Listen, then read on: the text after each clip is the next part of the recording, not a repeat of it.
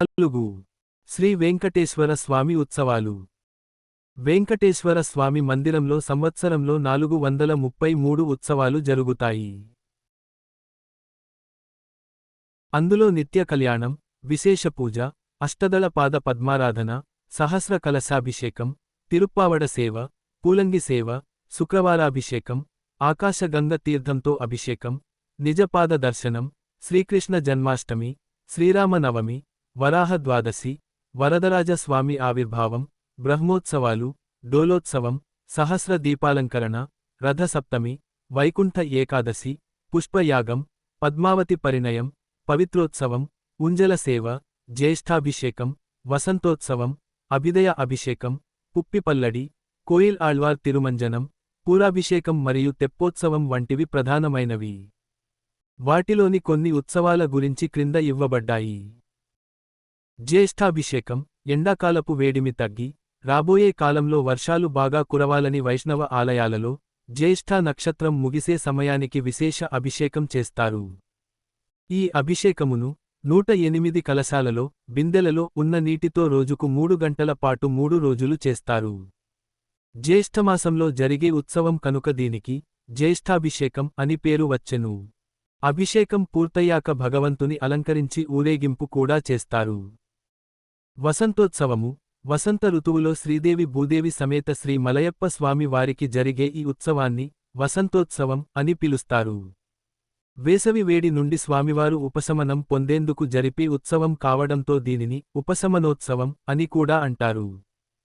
ఈ ఉత్సవంలో సుగంధమును వెదజల్లే పుష్పాలతోపాటు పలురకాల మధుర ఫలాలను స్వామివారికి నివేదిస్తారు.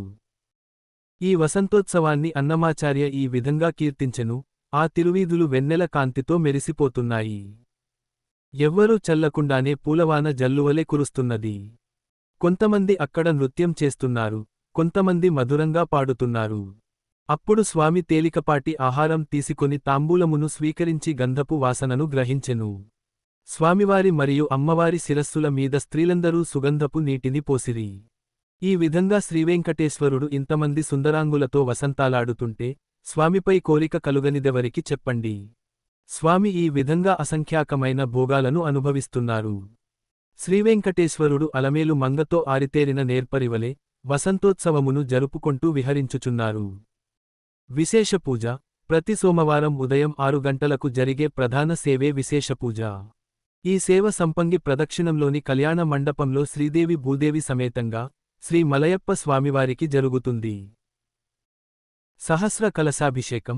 ప్రతి బుధవారం ఉదయం 6 గంటలకు తిరుమలలో బంగారు వాకిలి ముందు జరిగే ప్రధాన సేవయే సహస్ర కలశాభిషేకం. భోగ శ్రీనివాసమూర్తితో పాటుగా శ్రీదేవి భూదేవి సమేత శ్రీ మలయప్ప స్వామికి పంచామృతంతో పాటు 1000 బిందెలలోని నీటితో అభిషేకం చేస్తారు. దీనినే సహస్ర కలశాభిషేకం అని అంటారు. తిరుప్పావడ లేదా అన్నకూటోత్సవ సేవ. గురువారం ఉదయం 6 గంటలకు వెంకటేశ్వర స్వామికి మూలవిరాట్టుకు ఉన్న ఆభరణాలను అన్నింటినీ తొలగించి ఊర్ధ్వపుండ్రాన్ని అంటే తిలకమును కూడా బాగా సన్నగా తగ్గించి నేత్రాలు స్పష్టంగా కనపడే విధంగా చేస్తారు. తరువాత శ్రీస్వామివారికి ఎదురుగా గడప ముందు పెద్ద శిఖరము వలె పులిహోర రాశిని ఏర్పాటు చేస్తారు. పులిహోరతో పాటు జిలేబిలు, జంతికలు, కొబ్బరికాయలు, చందన లేపనం, కుంకుమ మరియు దీపాలను చక్కగా అమర్చి పూలతో అలంకరిస్తారు. పులిహోర రాశిని నేరుగా గర్భాలయంలోని వెంకటేశ్వర స్వామికి నివేదిస్తారు. తరువాత వేదపండితులు వేదపారాయణంతో పాటు శ్రీనివాస గద్యం పఠిస్తారు. పూలంగి సేవ. ప్రతి గురువారం రాత్రి 8 గంటలకు వెంకటేశ్వర స్వామికి జరిగే పుష్పసేవను పూలంగి సేవ అని అంటారు. ఈ సేవ పూర్తిగా ఏకాంతంగా జరుగుతుంది. పూలమాలలతో అర్చకులు వెంకటేశ్వర స్వామి విగ్రహాన్ని పూర్తిగా అలంకరిస్తారు. పూలంగి సేవ పూర్తయిన తరువాత భక్తులు పూల అలంకరణలో ఉన్న వెంకటేశ్వర స్వామిని దర్శించవచ్చు. అష్టదళ పాద పద్మారాధన సేవ. ఈ సేవ 1984 నుండి కొనసాగుతుంది. ప్రతి మంగళవారం ఉదయం 9:30 నిమిషాలకు 108 అష్టదళ అంటే 8 రేకులు గల బంగారు కమల పుష్పాలతో స్వామిని సేవిస్తారు. ప్రతి పుష్పం బంగారంతో తయారు చేయబడి విలువైన రాళ్లతో పొదగబడి ఉంటుంది. తెప్పోత్సవాలు. ప్రతి సంవత్సరం 5 రోజుల పాటు స్వామి పుష్కరిణిలో పడవ మీద ఉత్సవాలు జరుగుతాయి. వీటినే తెప్పోత్సవాలు అని అంటారు. మొదటి రోజు ఏకాదశినాడు సీతారామలక్ష్మణులు, రెండవ రోజు ద్వాదశినాడు రుక్మిణీ శ్రీకృష్ణులు, చివరి 3 రోజులు శ్రీదేవి భూదేవి సమేత శ్రీ మలయప్ప స్వామి తెప్పోత్సవంలో విహరిస్తారు. అన్నమాచార్య ఈ తెప్పోత్సవం గురించి ఎన్నో కీర్తనలను పాడారు.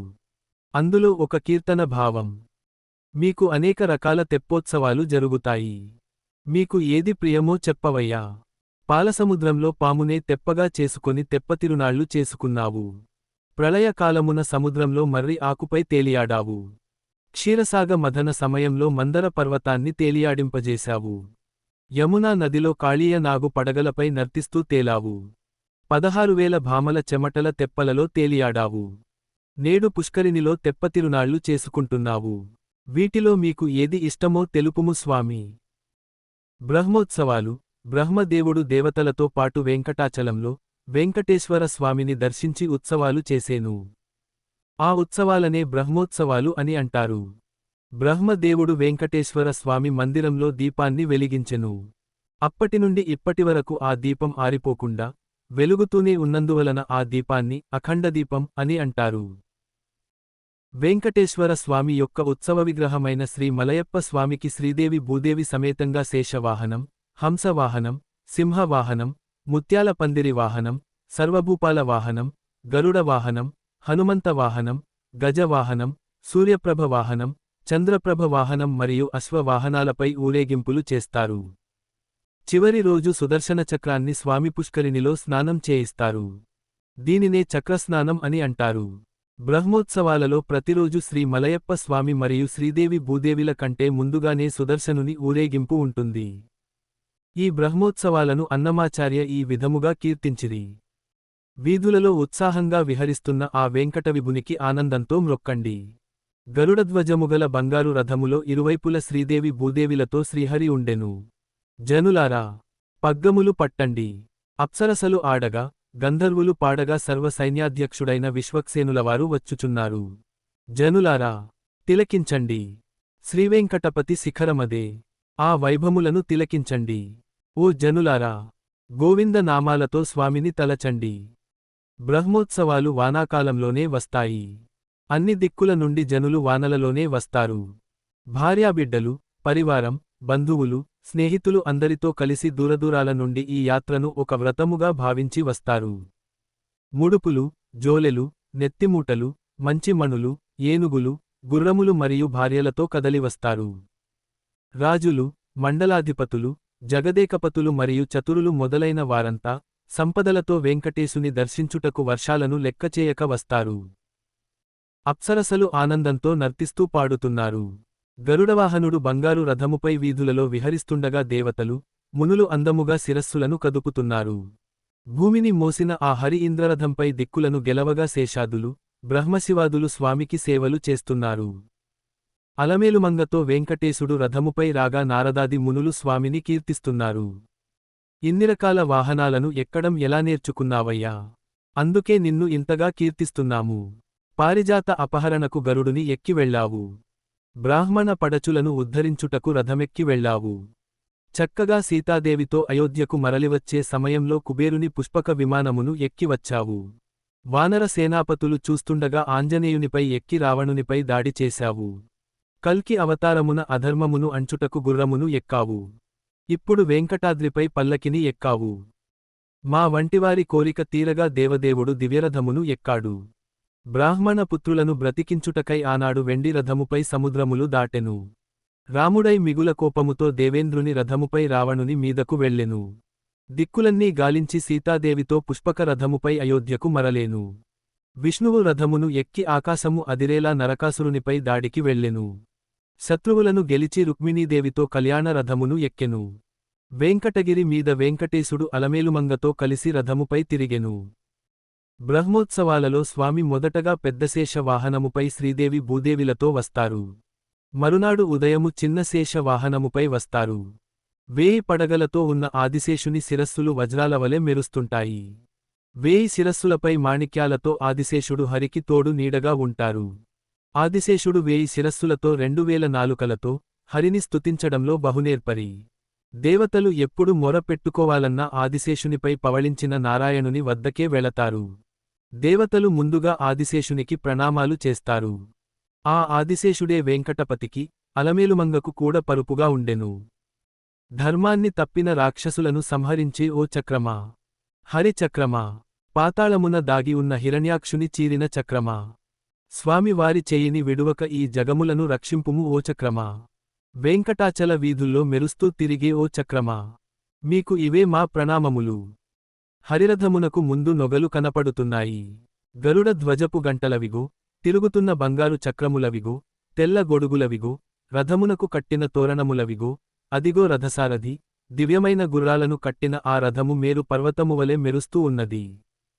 హరిరథమునకు ఇరువైపులా బ్రహ్మాదులు వేదములు చదువుతుండగా, శ్రీరమణుడు ప్రకాశింస్తుండేను. అప్సరసలు నృత్యం చేస్తూ కీర్తిస్తుండగా, తిరువీధులలో అలమేలుమంగతో కూడి శ్రీవేంకటేశుడు కోటానుకోట్ల దాసుల కోరికలను తీర్చుటకు వస్తున్నారు. ఆ శ్రీవేంకటేశునికి మ్రొక్కండి. బ్రహ్మోత్సవాలకు వచ్చిన శివుడు, బ్రహ్మాది దేవతలు మరియు మునులు చాలా అలసిపోయారు. వెంకటేశుడు వారికి వీడ్కోలు చెబుతూ, ఓ యముడా, పోయిరా, దిక్పాలకులారా, మీమీ దిక్కులకు చేరండి. ఓ నారద సనకసనందనాదులారా, వెళ్ళి రండి. ఆనందోత్సాహములతో ఇన్నాళ్లు మీరు సేవ చేసి అలసిపోయారు.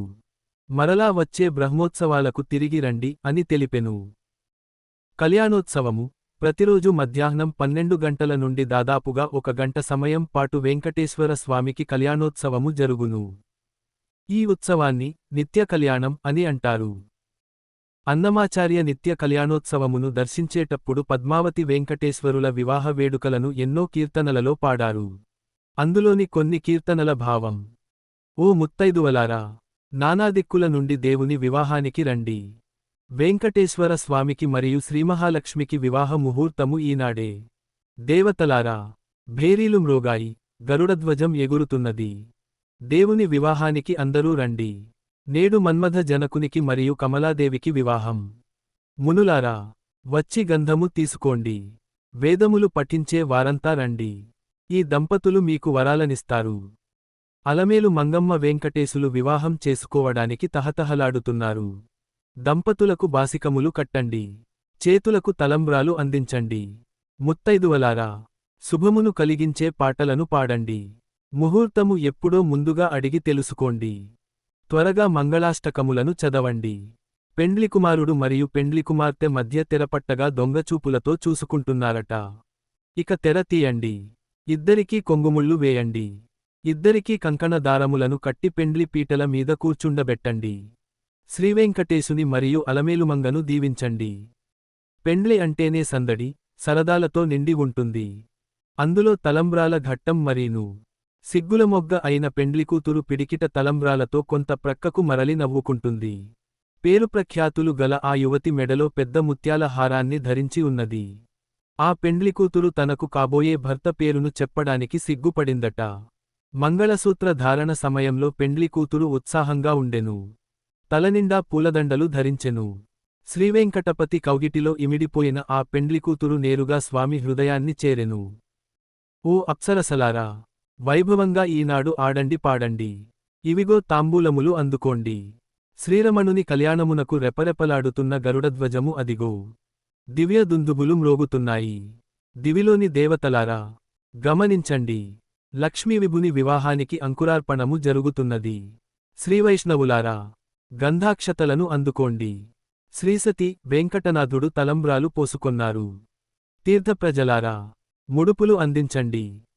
వైభవముల పావనమూర్తికి శుభమంగళములు.